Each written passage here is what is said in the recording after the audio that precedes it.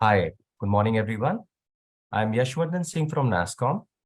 It's my pleasure to welcome you all on day one of the 10th edition of the NASSCOM Annual Technology Conference 2023, also called as NETC. This year's theme is Intelligent Technologies Powering the Future. NETC will dwell into the evolving landscape of intelligent technologies and their impact on business, industries, and society. It will showcase how intelligent systems are shaping the future by augmenting human capabilities, driving innovation, and enabling digital transformation across various sectors. The conference is spread across 2 days and have been lined up with interesting conversations, keynotes, and thought leaderships discussions. The conference also brings in deep dive workshops on the first day, followed by the main conference. We would like to thank our core committee members. You will be able to see them on screen. And with their support, we are able to stitch this whole conversation together. We would also like to thank our sponsors, Platinum sponsors, EPAM, ServiceNow, Entity Data, GitHub, R1RCM, our Global sponsors, Global Logic and Colliers, our Lanyard sponsors, Total IT Solution, our skilling partner, Sector Skill Council and Future Skills Prime, and our delegate bag sponsor, NAV Back Office. The first workshop for the day is titled Quantum Computing, Fundamentals of Quantum Gates and Key Quantum Computing Concepts for Computing. The workshop will focus on understanding quantum gates and their functionalities, along with exploring the potential of quantum computing in solving various business problems. The workshop will be conducted by Mr. Santosh, Senior Director, Head India Innovation Center at Entity Data. He is the recipient of System Engineering Award at Entity Data Headquarters for his digital transformation for large payment systems. With a vast knowledge and expertise in the field, he has become an exemplary leader in the industry. I request audience to post their questions in the chat window as we will be having a dedicated Q&A session at the end of the workshop. Now, I would like to hand over the workshop to Mr. Santosh.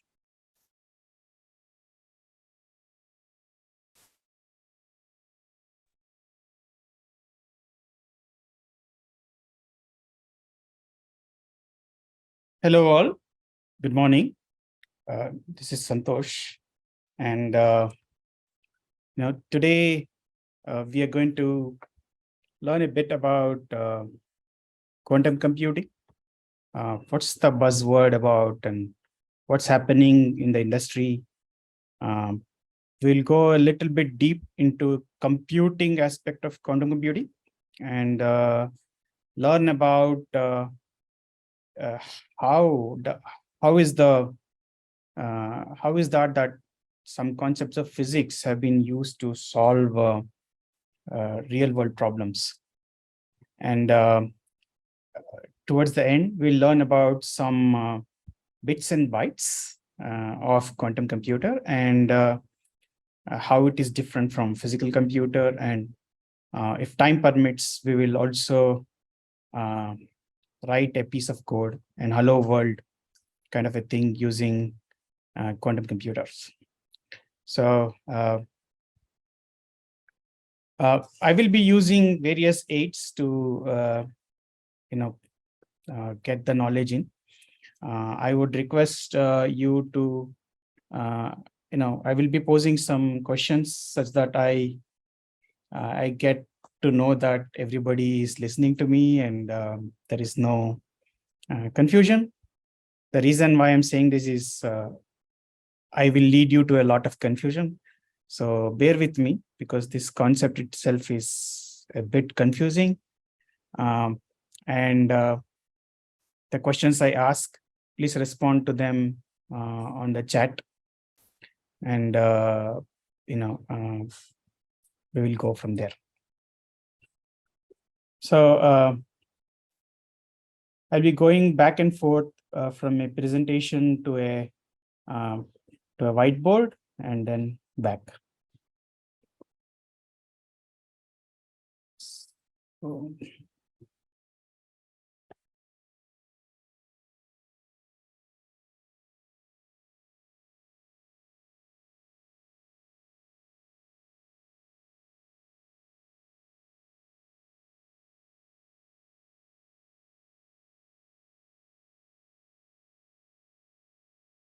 I hope my presentation is visible.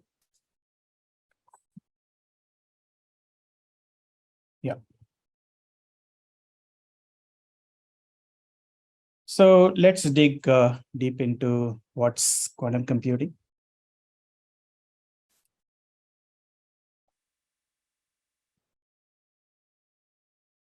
So there are two words here, quantum and computer. So let's motivate ourselves to, why you should listen to me for the next 1.5 hours. So let's tickle our mind and play a game. And while we play this game, we'll drive home what quantum computing actually is. So to introduce, quantum computing is computing using laws of quantum mechanics. The laws of quantum mechanics were discovered during the 19th century by eminent physicists, and it's a very detailed, very bit confusing, kind of nasty sometimes to understand. It posed challenges to even the scientists who discovered it initially. But the application of this is humongous, from atom bombs to the computers that we use, the electronics, transistor, everything is revolutionized because of our understanding of the laws of quantum mechanics. So I will be, driving home why quantum computer, and then I will compare it with a digital computer. So let me start by introducing a game. So let us assume that you're seeing this figure and you want to,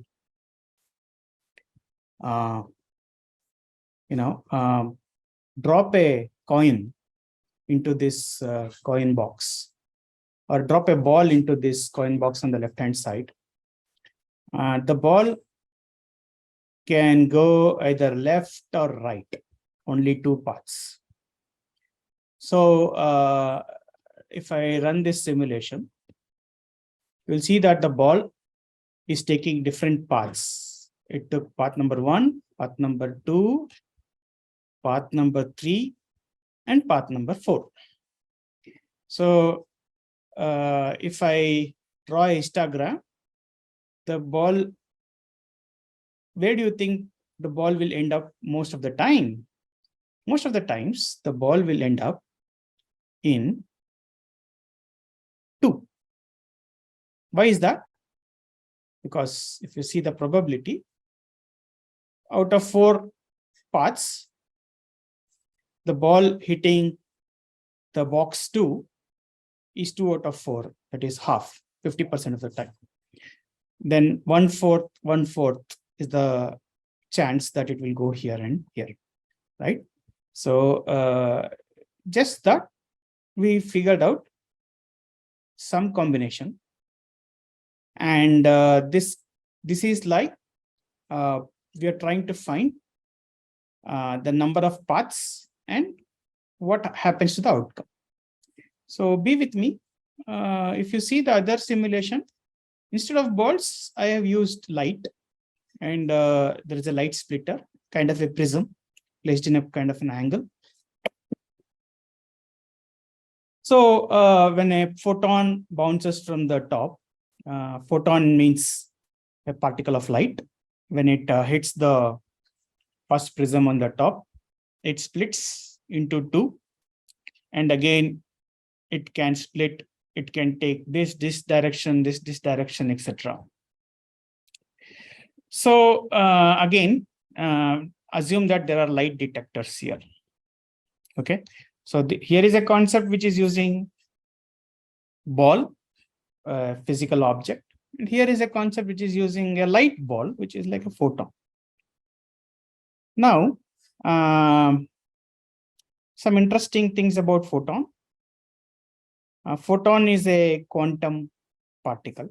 That means it obeys the laws of quantum physics.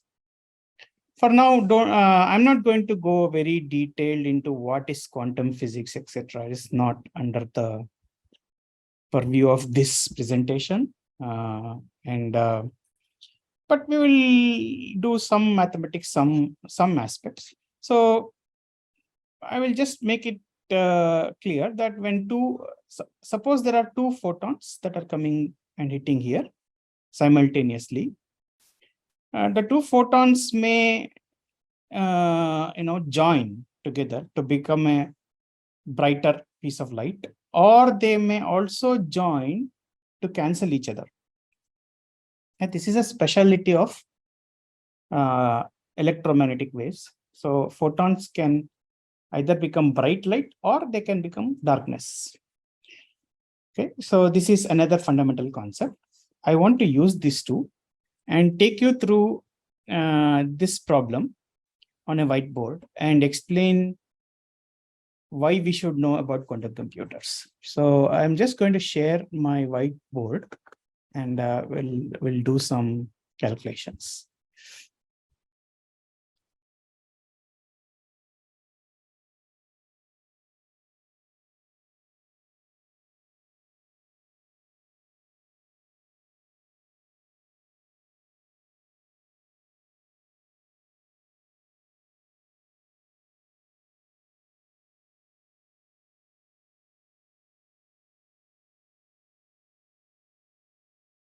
So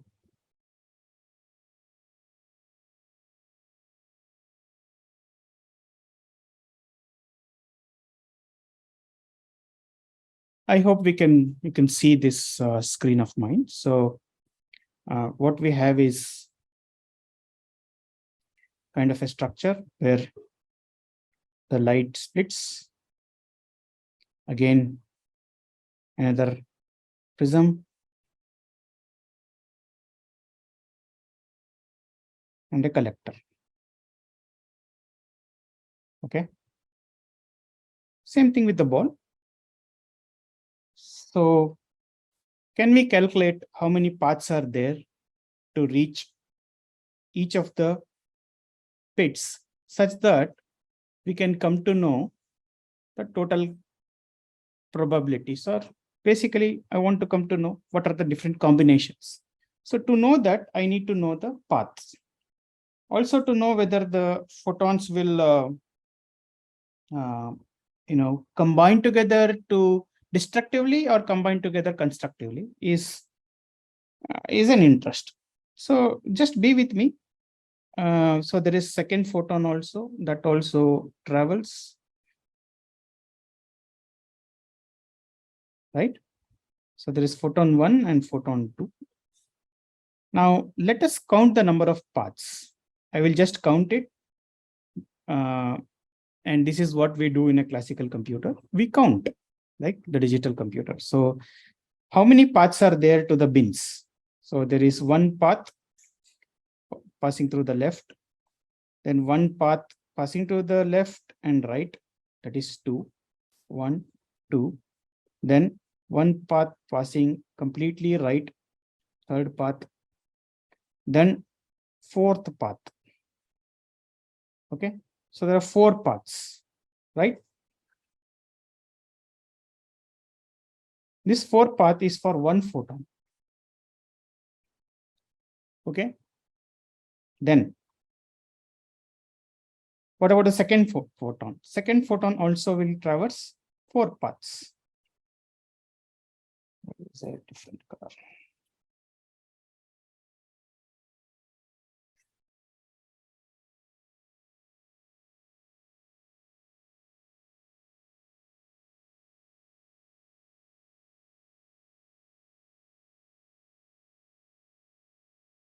So total paths will be,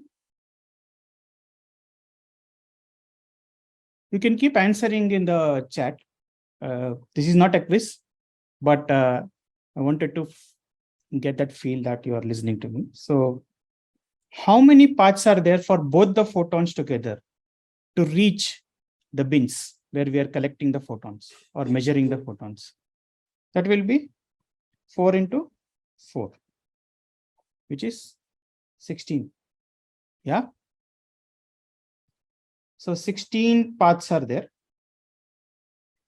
So when two photons pass through these 16 paths, there are different possibilities that can happen.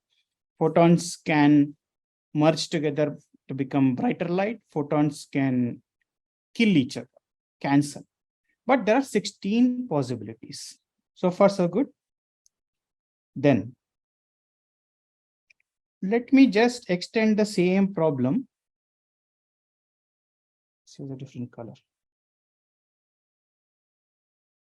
To slightly more complex. Yeah. 3 level.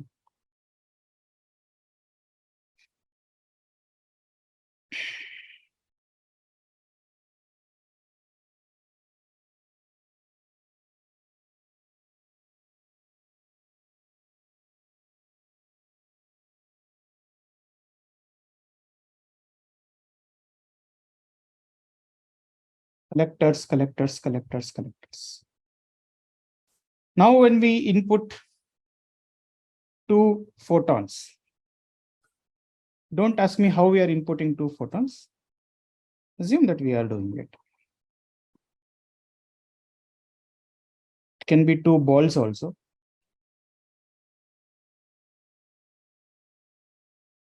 So now if I count,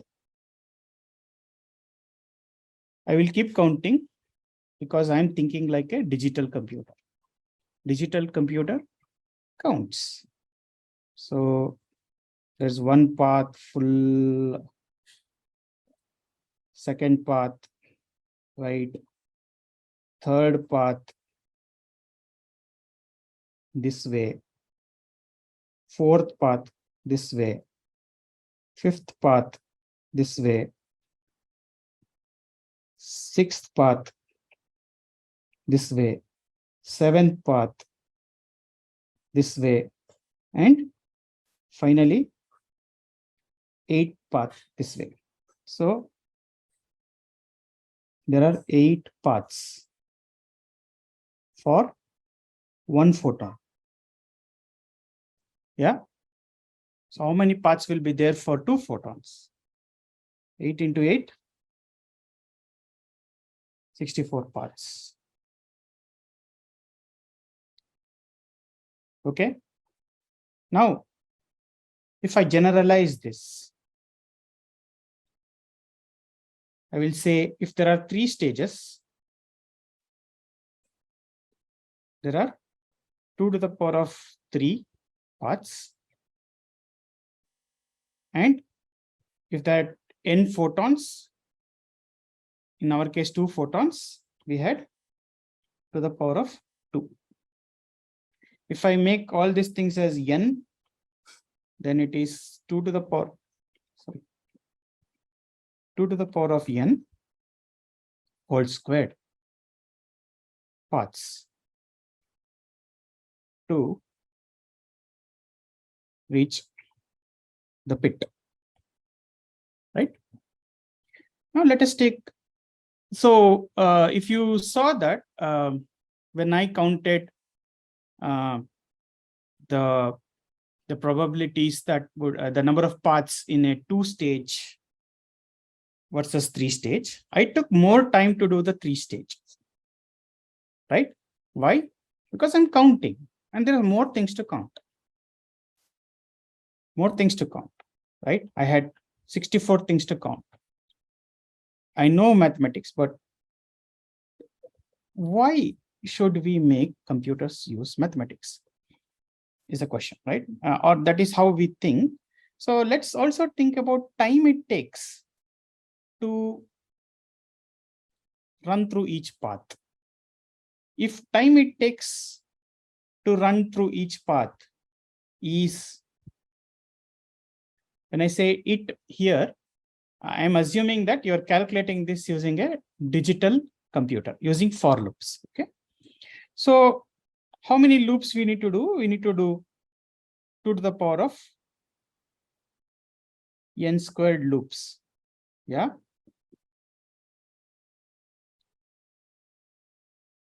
So if it takes x seconds for each loop,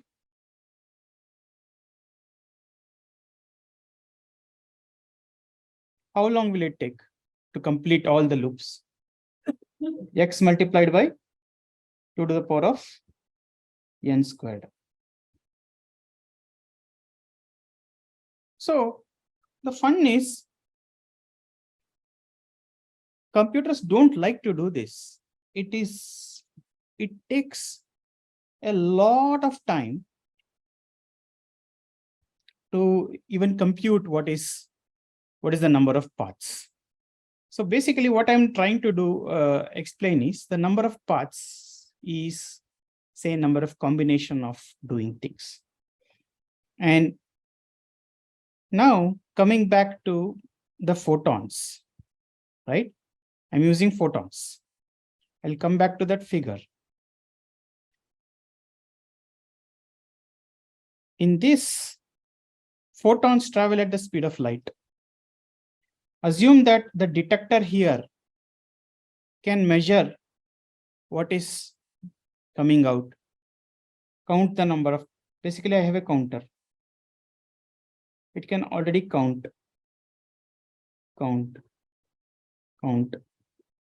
What was the basic need for us to calculate the path? To calculate the path was to count the number of photons received, such that we first calculate the number of paths and then apply the logic of whether the photons will combine positively or negatively. And then come up with an answer saying so many photons were received in each, they combine positively or negatively. However, if you think of photons, they travel at speed of light. And if I have a counter which can measure the photons,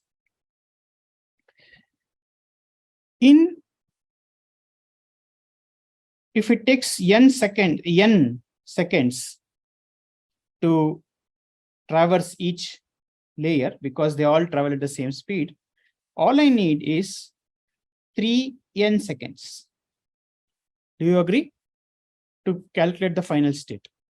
Instead of a computer, if I had used light itself, photon itself, and the concept that light adds and subtracts each other, and also the counter can count the number of photons.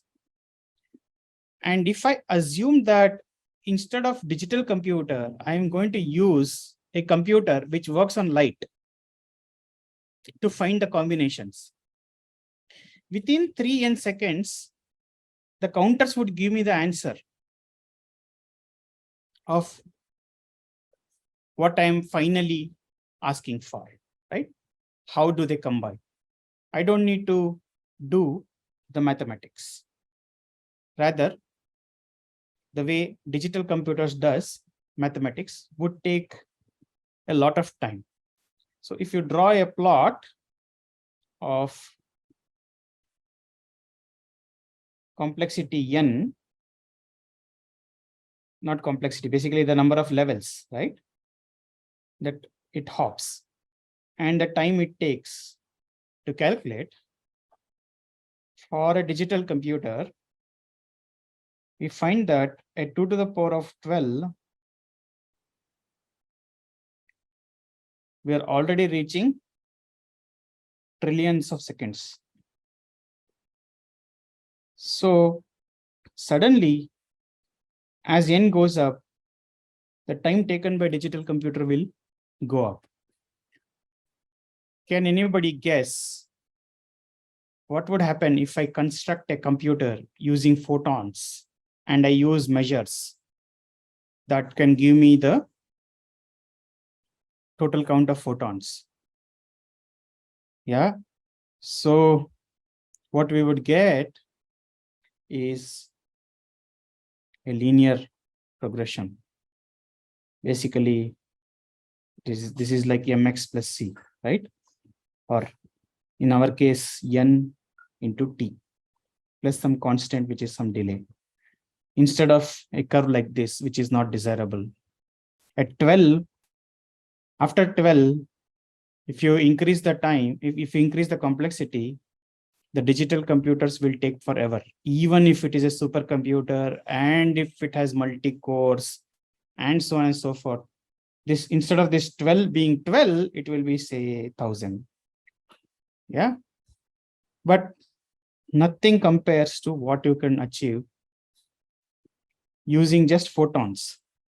So what am I hinting at?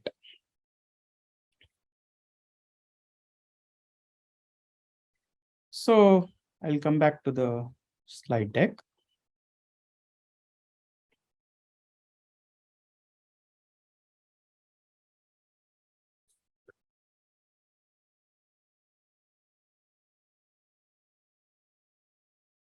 So what am I hinting at is, suppose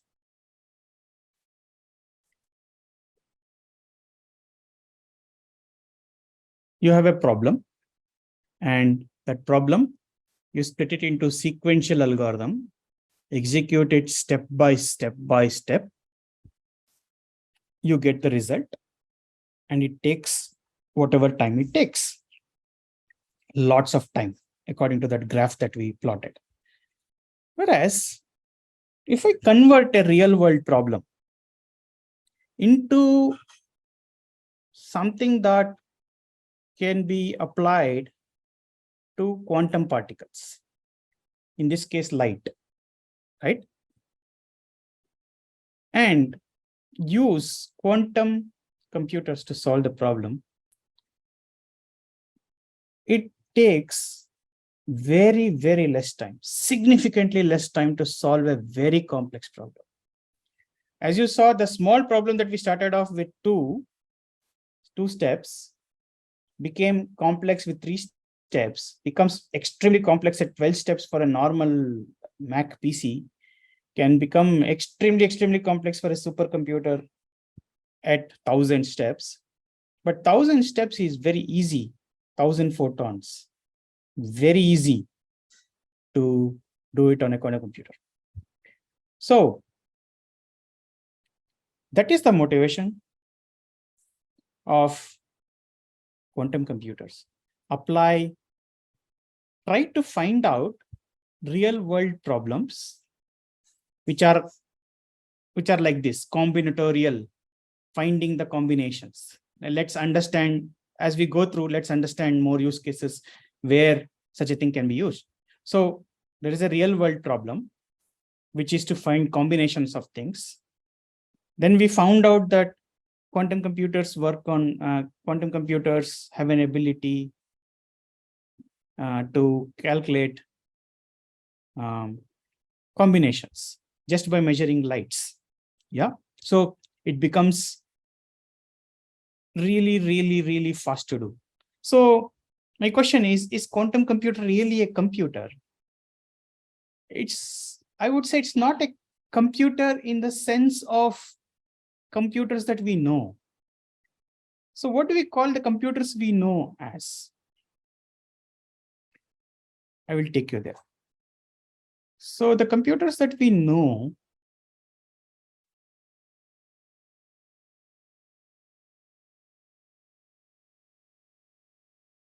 are called what? What is that architecture called? The architecture is attributed to a person called von Neumann, and it's called von Neumann architecture. It's also called stored program computer, the ones that we use, the ones that you are using to listen to me, and the one that I am presenting from as a von Neumann architecture computer. Here, the instruction, fetch, and the data processing steps cannot happen together. This is a basic computer, stored program computer, right? Whereas what we are trying to do is not a computer, but a physics domain thing, which when carefully used can also solve a problem that the von Neumann computer can solve. And such a kind of machine architecture is called an icing machine. It's named, it's not the icing as in icing of on the cake, but it is an icing is the name of a person who invented that physics can be used to solve computing problems. A question to ponder is, isn't the digital computer that you are using not using physics? Of course it is. But there we are using transistors. There we are using some voltages. It made it artificial. Here, but kind of making a real world how light behaves into using it as a computer. So this is very important that you know and understand this terminology. It's called an icing machine. And this concept is called quantum annealing. So a quiz question for you. I want to see the answer at the end. The question is, what is annealing? And why annealing, this word annealing, has been used along with quantum to describe computers which uses physics to solve problems which are combinatorial. That means finding combinations. So I hope we are enough motivated, and I hope you will listen to me for the next half an hour to 45 minutes. And I want to see the answer on the chat, please. So keep on typing the answer and I will see it at the end. So going on. Now this quantum computers, are they real? Do we have them? If so, where did it start? And what are the various generations? Is there an abacus equivalent of a quantum computer? And is there a supercomputer equivalent of quantum computers? Are they available? Can I use it? So there are different questions, right? So can I use that light machine that we developed together, right? Can we use that? An icing machine. Yeah. So icing machines are very popular. They are like the state of the art, maybe, or maybe 2022 state of the art. Last year's computer. Okay. So what is this year's computer? This year's computer is called NISQ, N-I-S-Q. It stands for Noisy Intermediate Scale Quantum Era. Basically, I'll talk about what this means, but assume that it's noisy, but it can do a lot of computation. Icing machines were the first generation, which could not do a lot of computations. Second generation is NISQ. It can do a lot of computations, but not fault tolerant. That means you can't rely on the answers it produces. So, and what is the final God? It's called fault tolerant quantum computers, or FTQC. So if the answers becomes reliable coming out of quantum computers and we can scale them big, we are going to, and if not only that, software engineers like yourselves should be able to make a problem in the in your customer's domain into a solution that can fit into quantum computer. Not all problems, 1 + 1 is equal to 2 cannot be done using quantum computers. But there are certain problems which are physics-like, and that can be solved using quantum computers, right? We'll dig deep into what kind of problems can be solved using quantum computers. And then we'll write small programs, yeah? So I hope you are listening to me. So I'll go to some boring slides, but bear with me, because this is what is the forecast in terms of market size.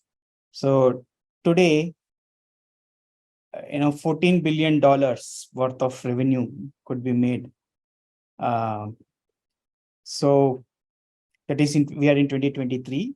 We are extensively using icing machines, but NISQ is the diva that needs to come. So what is the restraint? Restraint is talent shortage. The hardware and software is not mature. Very difficult to do this within a budget because we need a lot of money in order to implement it. Yeah, and still technology is not completely available, but a lot of growth is happening. There are data centers, there are cloud providers who are offering quantum computers for you to try and test and maybe build a simulation, but not completely because we are not still at that era. However, this is the right time for you to get involved and learn this concept and be ready because it's going to come. Most of the things that we do in digital computers, which are very complex, will shift to quantum computers. So by 2030, we are seeing it's projected that the market size will be $125 billion. So this is how a quantum computer would look like. So there was a forecast in entity data in Japan that by 2025, they would have 50 to 100 qubit computer. I will introduce you qubit, don't worry. Qubit is an equivalent of a bit, okay? So 50-bit, 100-bit computer kind of thing. That was forecasted. But what happens was in 2022, the biggest quantum computer that was available was 433 qubits. Now the 2025 target is changed to 4,000 and odd qubits. And by 2030, we will have 100,000 qubit computers. So don't be under the assumption that, this will come someday and I will do programming maybe by 2030. It's already there, guys. So a lot of work has started to happen in labs. From labs, it will reach to industry very shortly. So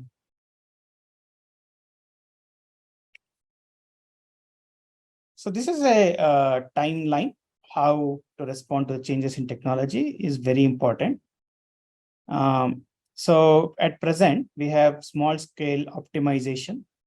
So when I say combinatorial problem, what I mean to say is optimization problem. I will give you an example of what optimization problem is shortly. Then an ability to apply this technology to certain size of optimization problem will simulate studies for social implementation. Then find out applicable technologies. The cyan colored boxes are what will happen midterm. We would be using in experimental calculation, quantum chemical calculation. What does that even mean? I will explain. So basically the different colors here are what kind of problems will be solved by what kind of quantum computers. The current one is called icing machine. As I had mentioned earlier, NISQ is coming and FTQC is like a dream, which will most probably hit at 2030, 2040 timelines for the short-term, mid-term, and long-term plan. So these are the industry use cases that is going to come. We have for finance, trading strategy optimization. We all do trading. I thank you for joining me today while the trading session is hot. But having a quantum computer will help you optimize trading strategy. What does that mean? I told you that combination problems, permutation combination problems are best solved using quantum computer.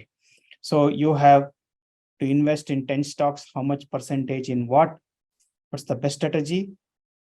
You use an icing machine and then find out the best strategy for your trade. Basically optimization. So in order to optimize anything, if you use digital computers, you will never be able to come to the result. As you understood that more than 10 layers of complexity itself, it will take ages for normal PC to give you an optimal strategy. Yeah, so there are so many things: risk analysis, fraud detection, etc. in finance industry. In industry, basically manufacturing, there are a lot of uses. Basically, production planning, supply chain, inventory management, battery research. So what do we generally do in research? We take A, B, combine it with C, and do some D and find out if it works, right? That's a research basically. Or even chemical and pharma. You try to find out what combination of what proteins make the best medicine. How do you do that? You use a digital computer and make a hypothesis and then ask it to run all the combinations and find out the best combination. In order to do that, again, it will take ages, or you need supercomputers. So drug industry will be revolutionized. Battery industry will be revolutionized with the arrival of quantum computers, because you will be very quickly be able to identify most optimal solution for a given scenario across many combinations. So in energy, carbon capturing, emission reduction, or for that matter, even public strategy like artificial intelligence. So as you know, neural networks, etc., also is a kind of a combinatorial problem. So quantum machine learning is going to take a lot of center stage as we move through through different generations of quantum computers. So here is how you would approach your problems. So I said you need to learn quantum thinking.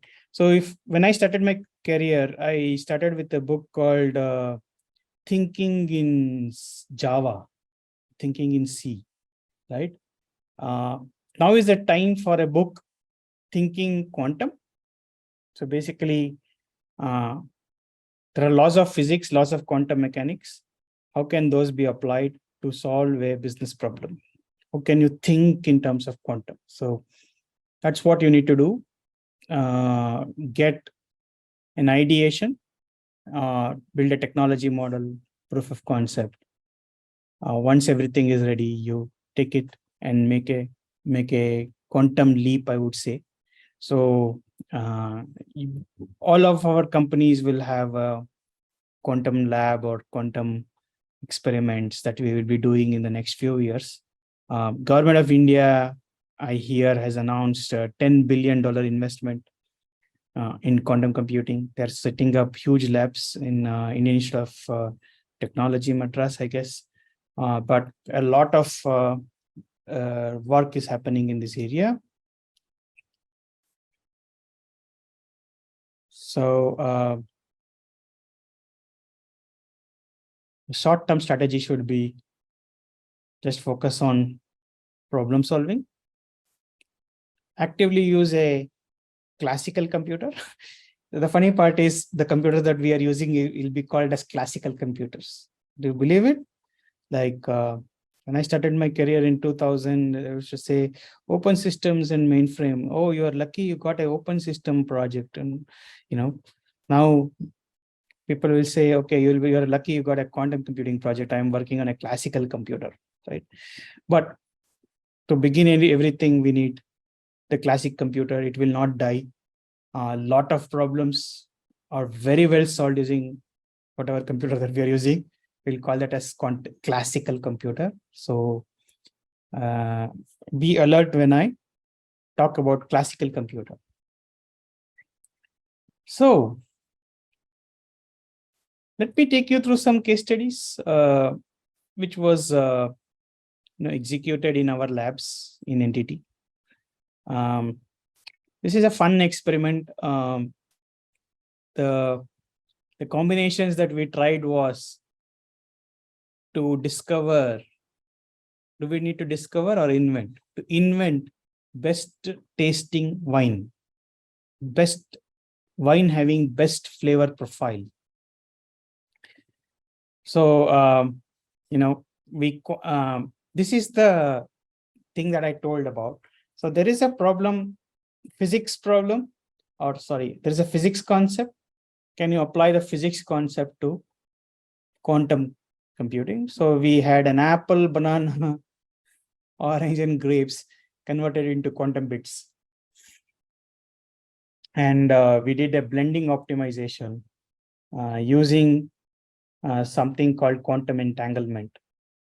And we were able to get the best flavors. The way it combines is huge, immense.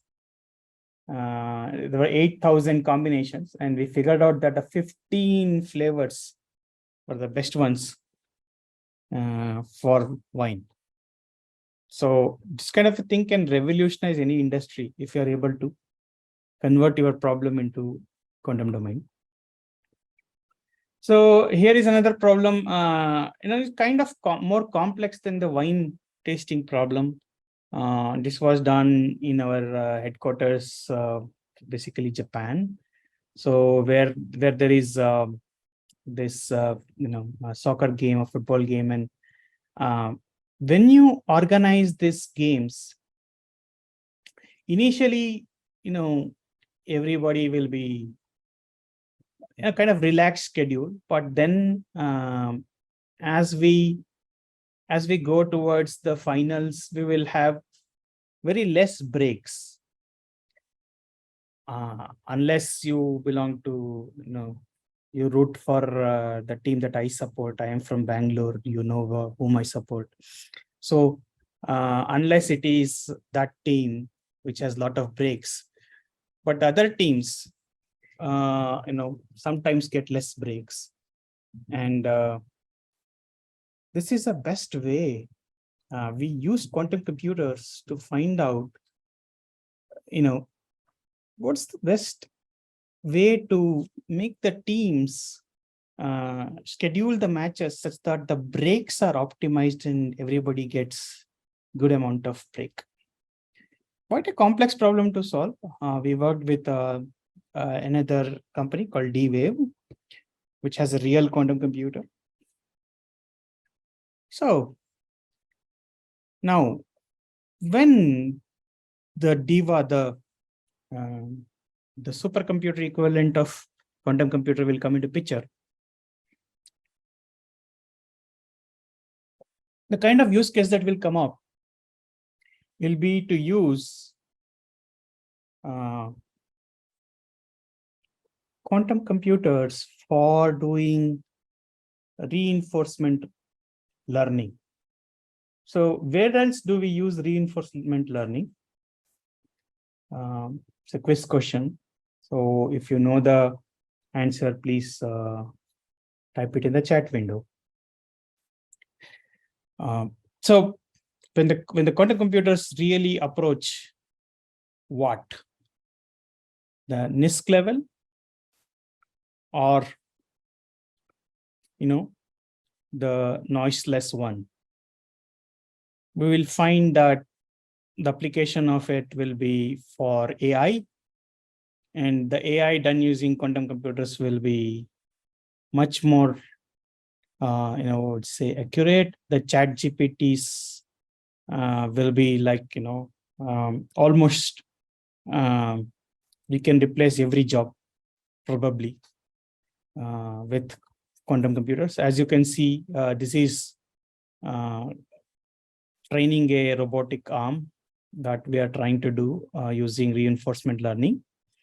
And a day is not far when even the things like cars, self-driven cars, will have a quantum computer running the car, or singularity. Instead of farmers doing agriculture, we'll have bots doing agriculture, carefully assessing the nutrient requirements of crop via satellite, via various IoT measurements, killing the bug, as in real bug that affects crop in real time, assessing the nutrition of a plant using leaf analysis or root analysis, etc., thereby producing a lot of food for all of us while we don't do anything. So-called singularity is not very far, I guess, but maybe 2050 we'll have quantum computers running AI, and that will be the ultimate true stuff. So how do we need to respond? The mid-term strategy and the long-term strategy is like, the long-term is general purpose quantum computers. That means that is when in 2050, we will say, oh, this guy is still using classic computers, because by that time we would have a general purpose quantum computer. Maybe this presentation we will be doing maybe not about quantum, but something else that may come at that point in time using a quantum computer. So that's the hope.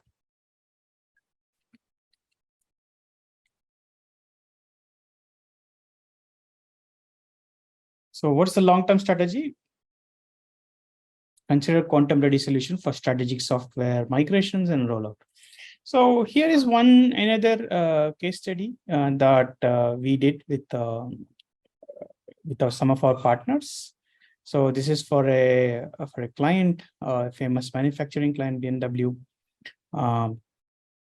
Basically, again, this is a combinatorial problem that we tried to solve. There were multiple ways to test the car when you release a new engine or a new transmission. So you have different modes, different methodologies that you use. But how do you, if you're challenged to say, can you reduce the number of amount of time to release a new car in the market? So how do you do that? So you organize the test cases one after the other in such a way that it takes less time to complete. So that's a kind of optimization task we achieved for one of the clients. And this is a very successful case study of using icing machine. So when I say icing machine, please remember it's quantum annealing or combinatorial machine to solve this problem. It's a real world problem. Okay, so coming back to how it actually works, what are bits and bytes of quantum computers?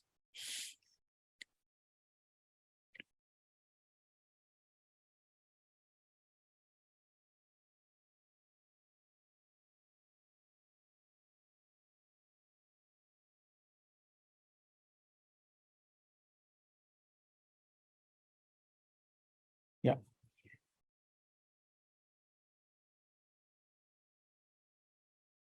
The screen is visible, Santosh. Sorry. Yeah. Your screen is visible. Okay. So now coming back to circuits. So what you see here is a half adder. We all, if you have done a course in digital electronics, you would have known what these strange looking guys mean. They are gates called AND gate. Here you're seeing something called an XOR gate and an AND gate. An XOR gate has a logic that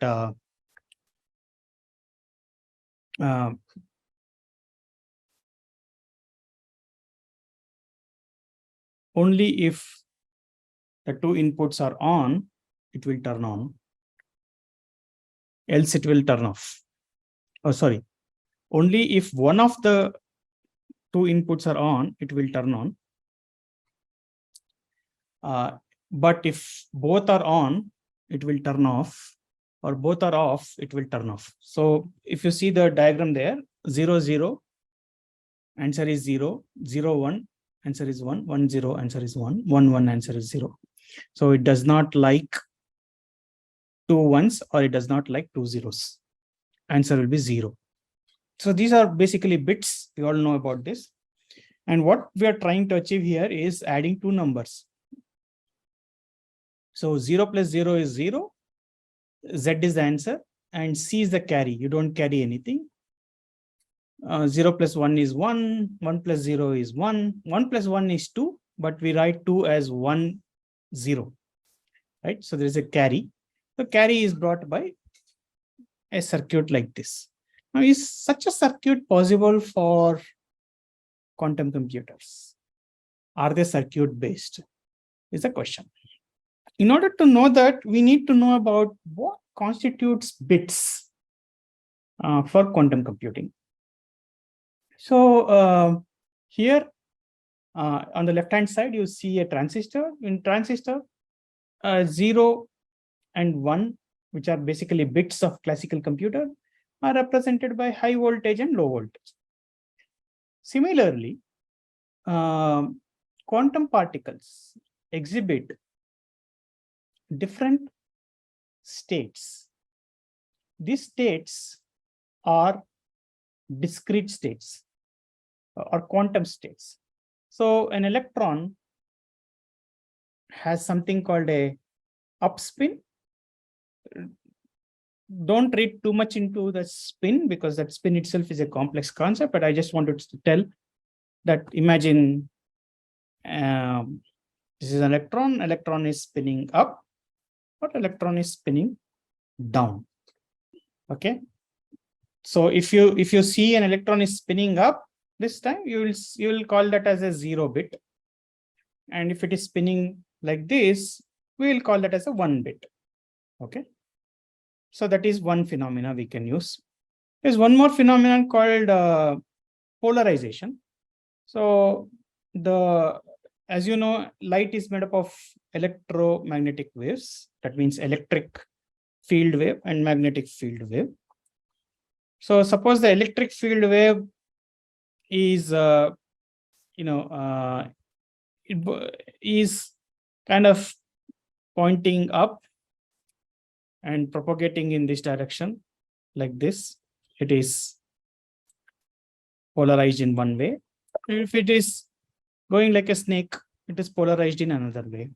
So if we measure how it is polarized, we can say it's either polarized as 0 or 1.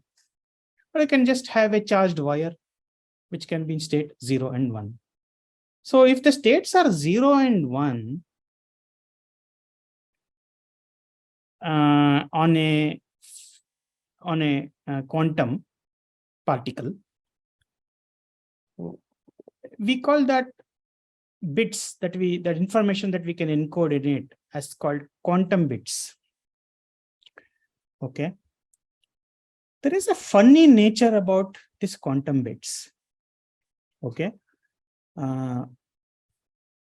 Please don't mind the American switch there. In India, we don't have, I did not get a switch, Indian switch. So when it is in the on position on the left-hand side, you see 1, and in the off position, you see 0. That means a classical bit can be in only 2 states, either in on state or off state. Question: what happens if you keep the switch exactly in the middle? I used to love playing with the switches. I used to bring them into equilibrium in the middle. What happens? Just put an answer in the chat, please. Whereas these quantum bits are a bit strange, that they have 2 states. They can be in both the states, on and off, at the same time.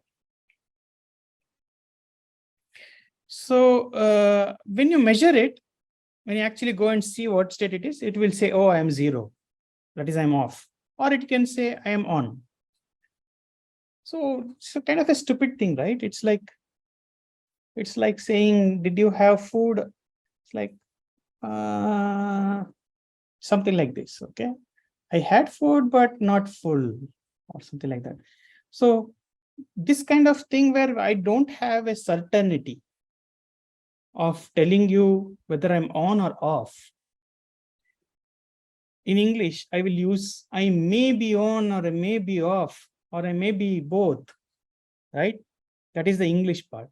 But in mathematics, such kind of conversations are called, such kind of things are studied under a branch of mathematics called dash.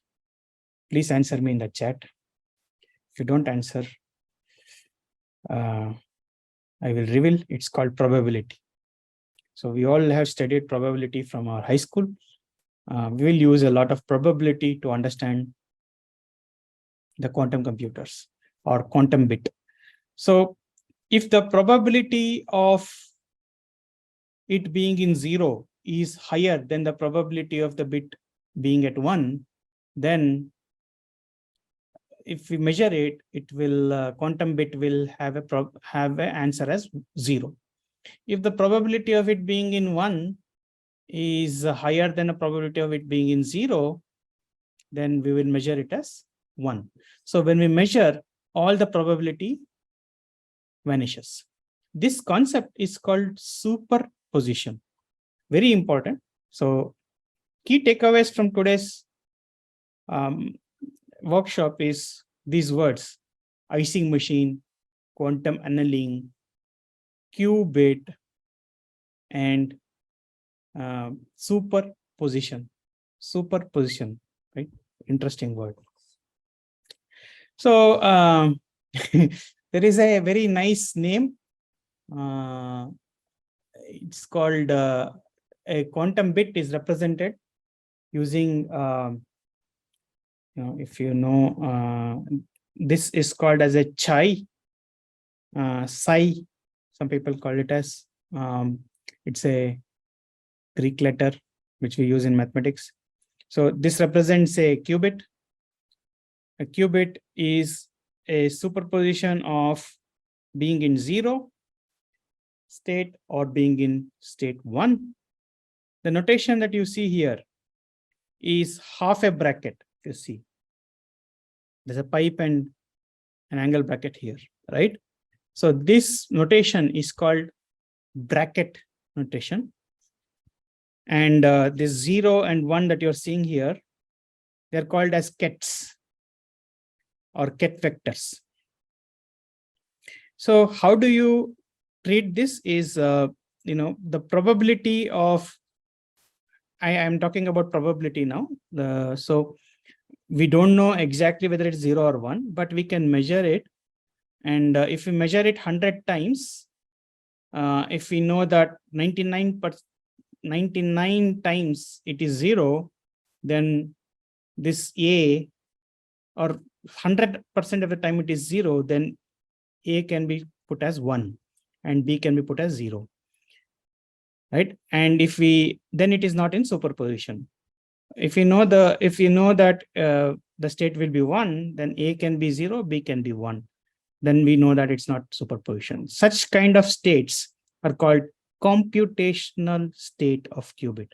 That means something that we can measure and understand. But typically, when we observe phenomena, it will be either in terms of probability of occurrence of it being in 0 or 1 position. The probability is given by the square of the coefficients A and B that you see there.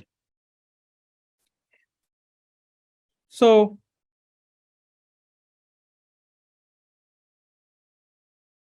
let's try to build a quantum algorithm for finding out whether a coin is counterfeit or not.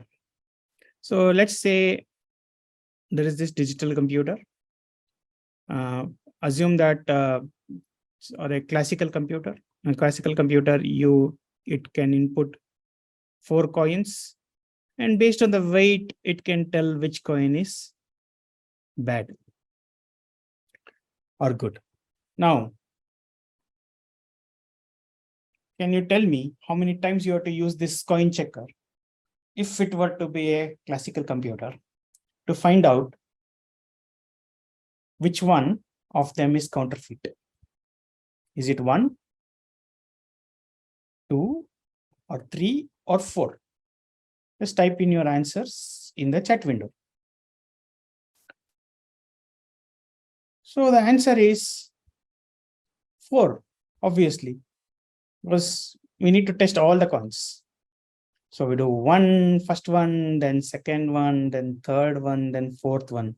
If you put all of them together, the light will glow, but we wouldn't know which one is counterfeit, right? We need to test everyone one at a time. How would you do this using quantum computer? Again, you will use quantum superposition, and you will input all the bits. Assume that each coin is coded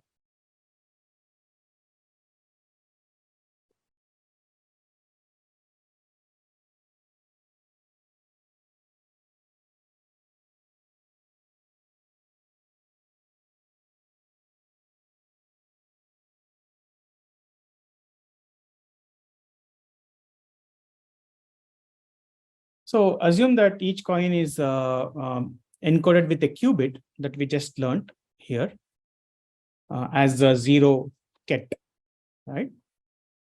Then suppose there is a machine which outputs the probability of its occurrence, right, as 100%. So suppose we feed all the coins together, still the probability, if it does not change, right? So instead of feeding one at a time, we can feed all the coins together using qubits, and then measure our results such that we come to know in one step instead of doing 4 steps. So why you should not use a safe with combination lock from now on? Because icing machines are already there. You can input 4 coins together. You can input all numbers together to a quantum computer, and it will tell us which one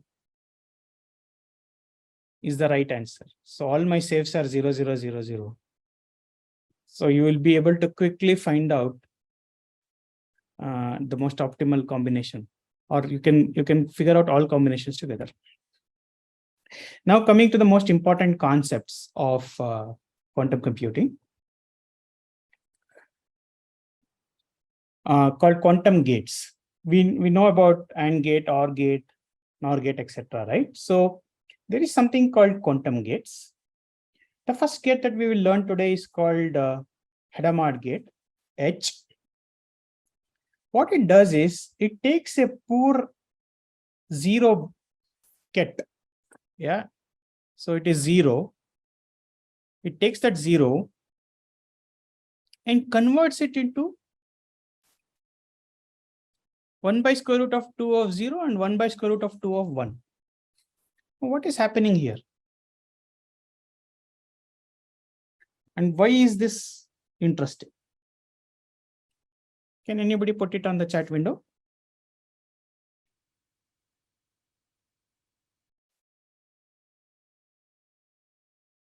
So Hadamard gate is one of the most important gate. It converts a computational state, that is 0. What is the probability of a qubit which is 0 to be in 0? 100%. It takes a 100% probable state as 0 and converts it into something which you're seeing on the right hand side, which is 1 by square root of 2. That is, what is the probability of it being, what is the probability that did I talk about? The probability of it being 0 will be 1 by square root of 2 whole squared. What is 1 by square root of 2 whole squared? Is 1 by 2. What is the probability of the 0 being 1?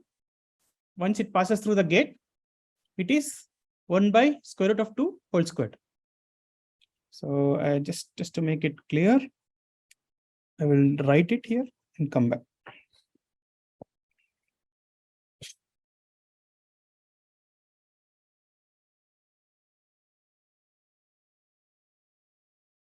So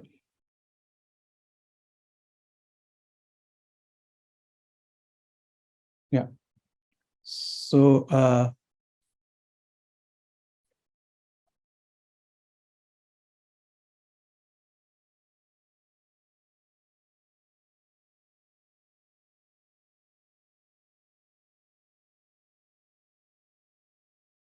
what is it written? A header mod gate converts.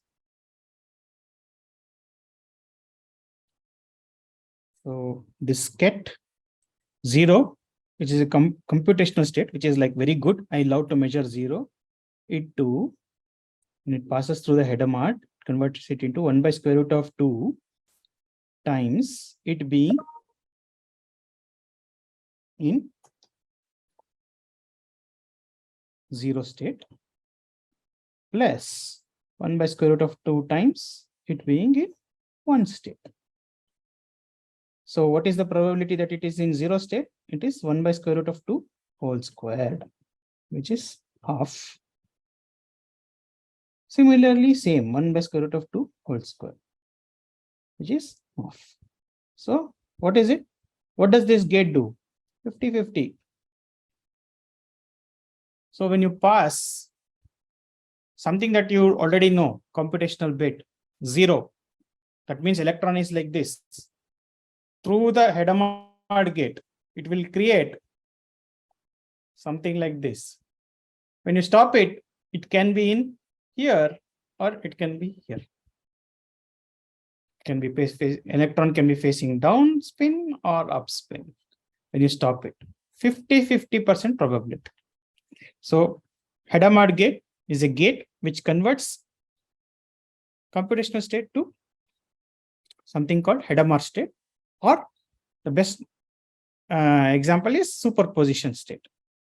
So this is one of the most important gate of quantum computers, and every gate is represented using a matrix, a basis matrix. So header mod gate is like a transformation by a matrix which is written on the right hand side, which is header mod gate will be 1 by square root of 2, 1, 1, 1, minus 1. So what does that mean? It means if you pass this through a ket vector, what does that mean? Apply header mod gate on ket vector 0. Let us do this problem. So 1 by square root of 2, 1, 1, 1, minus 1 multiplied by what? 1, 0. Why 1, 0? This is our input vector. Why is it 1, 0? It is 1, 0 because what am I doing? I'm doing matrix multiplication, applying header mod gate to 0. What is 0? 0, if I represent it as A 0 plus B get 1, A will be 1, B will be 0. So I'm taking this as a vector. Okay. So this will be input vector. So any matrix multiplication has what? Ability to transform a vector into a different space, a different basis space. So the answer we will get will be 1 by square root of 2, 0 plus 1 by square root of 2, 1. So try this matrix multiplication, please. Now, there is one more state that you see on the bottom, which has a minus. So this minus 1 by root 2 and 1 by root 2, even if you square this 1 by root 2 whole squared and minus 1 by root 2 whole squared, even then the probability is 1, right?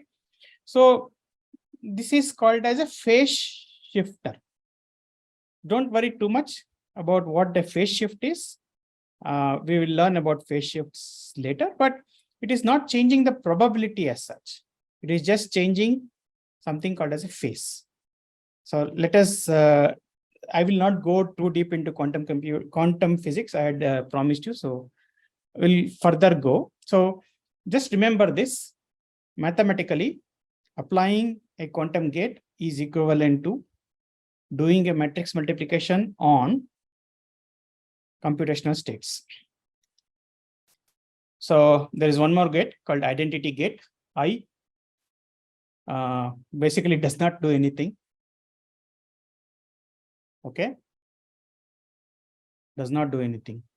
If you pass a 0 computational state through I, it will come out as 0. If you pass 1 computational state through I, it will come out as 1. Now, what is this representation that I'm showing? Okay. Sorry. Stop share this.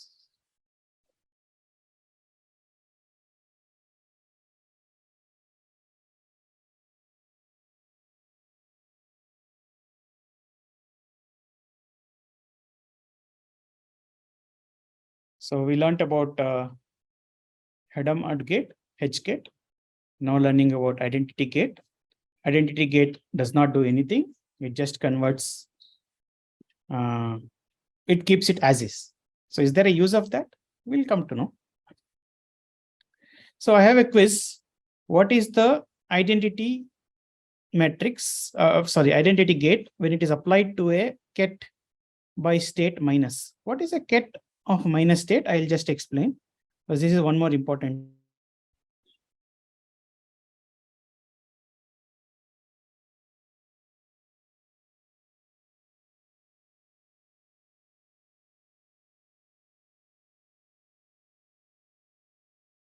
So when you applied the Hadamard gate, H of 0,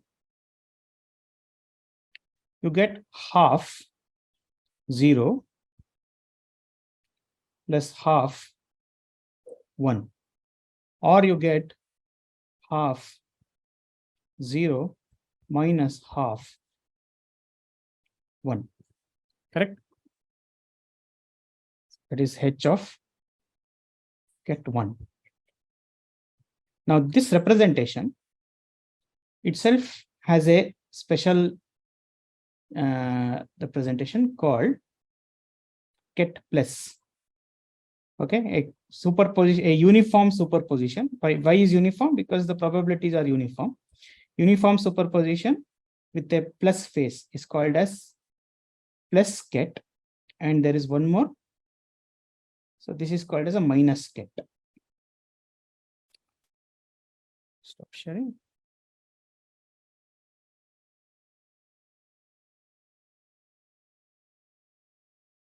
So I want an answer where I'm applying identity gate to a minus ket. So please type in your answers. What will you get? Very easy. Now there is one more gate called the quantum NOT gate. It is represented by X. What does that do? It converts 0 to 1, 1 to 0. It's just like our classical NOT gate. Classical NOT gate is written by a triangle with a circle on it. So what will be the matrix? So every gate has a matrix. You multiply this matrix with the ket vector, you will get the results. Okay. So this is like a reverse of the identity matrix in matrix algebra. Then there is one more gate called quantum Z gate. Quantum Z gate has this feature of converting changing the face of something. So face is a important concept, but I need to dig too deep. So just understand that it changes the sign. Okay, for now. Now, so I have covered the gates and I have covered some of the fundamental concepts. I hope this would be very this will serve as your fundamentals for exploring quantum computers further. It's fun. So I want to end my presentation, but not before I take you through a small hello world program. So just bear with me.